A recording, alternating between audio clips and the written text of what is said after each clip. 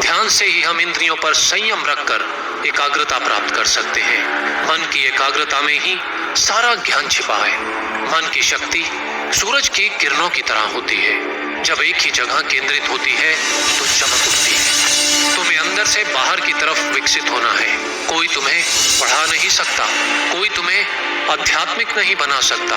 तुम्हारी आत्मा के अलावा कोई और गुरु नहीं है। एक विचार लो, उस विचार को अपना जीवन बना लो, उसके बारे में सोचो, उसके सपने देखो, उस विचार को जियो।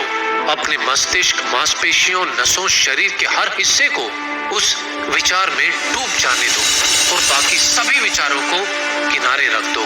यही सफल होने का एकमात्र तरीका है। एक समय में केवल एक काम करो और ऐसा करते समय अपनी पूरी आत्मा उस काम में डाल दो और बाकी सब कुछ भूल जाओ।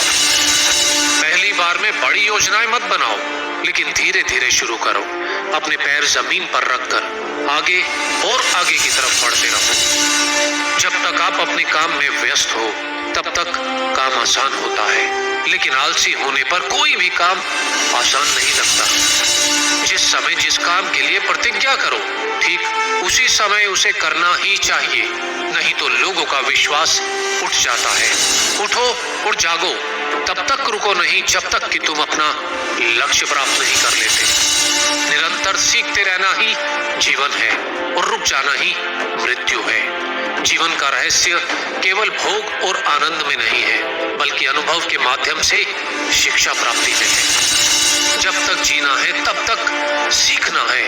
अनुभव ही जगत में सर्वश्रेष्ठ शिक्षक है। जिस शिक्षा से हम अपना जीवन निर्माण कर सके, मनुष्य बन सके, चरित्र गठन कर सके और विचारों का सामंजस्य कर सके, वही वास्तव में शिक्षा कहलाने योग्य है। हम वो हैं जो हमें हमारी सोच ने बनाया है। इसलिए इस बात का ध्यान रखें कि आप क्या सोचते हैं। जो तुम सोचते हो वो तुम बन जाओगे। यदि तुम खुद को कमजोर सोचते हो तो तुम कमजोर हो जाओगे। अगर खुद को ताकतवर सोचते हो तो तुम ताकतवर हो जाओगे। बाहरी स्वभाव केवल अंदरूनी स्वभाव का बड़ा रूप है।